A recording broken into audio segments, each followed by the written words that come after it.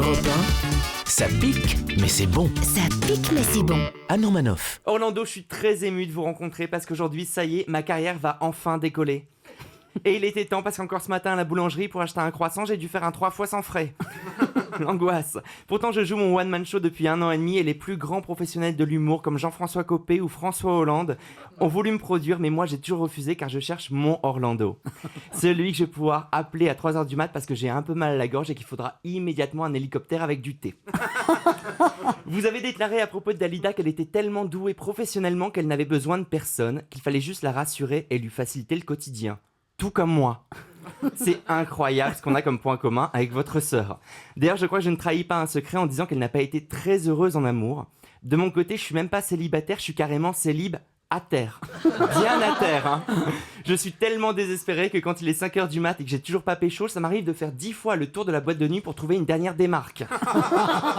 Bon, le problème, c'est que c'est un peu comme le bac à solde, on a beau fouiller, c'est quand même rare de repartir avec une bonne affaire. Combien de fois je me suis réveillé dans un lit en me demandant dans quel arrondissement j'étais. Et combien de fois, en apercevant une ombre dans la cuisine, j'ai demandé « Gigi, c'est toi là-bas dans le noir ?» Alors j'ai toute une théorie un peu loufoque. Moi je suis convaincu que c'est grâce à ces paroles que Dalida est devenue une icône gay. Bah oui, cette phrase est quand même très ambiguë. Gigi, c'est toi là-bas dans le noir. On peut penser que Gigi est à voile et à vapeur. Parce que visiblement, quand Dalida le surprend, Gigi se trouve dans une position très compromettante avec un monsieur de couleur. Et oui, Gigi, c'est toi là-bas dans le noir.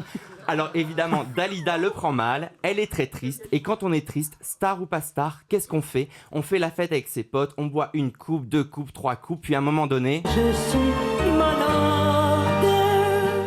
Et oui, ça arrive même au meilleur. Alors Dalida a voulu en avoir le cœur net et a emmené Gigi en boîte gay. Écoutez.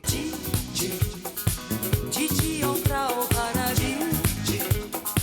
Dès qu'on s'était pas sûr de lui, fallait-il seulement qu'il sourit.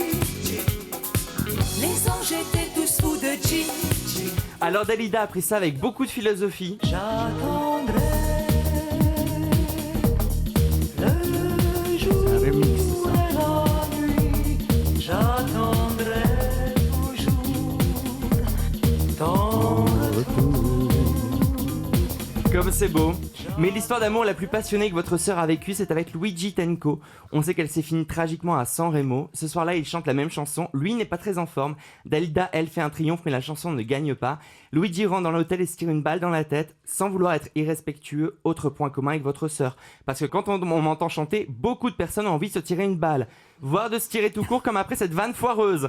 Alors, Orlando, je n'ai pas le talent de chanteur de votre sœur, mais avec un producteur comme vous, je signe tout de suite. Et sachez une chose, c'est que j'aurais adoré avoir un grand frère ou un grand-père comme vous.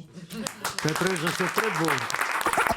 Europe 1, midi 30, Anne Romanoff.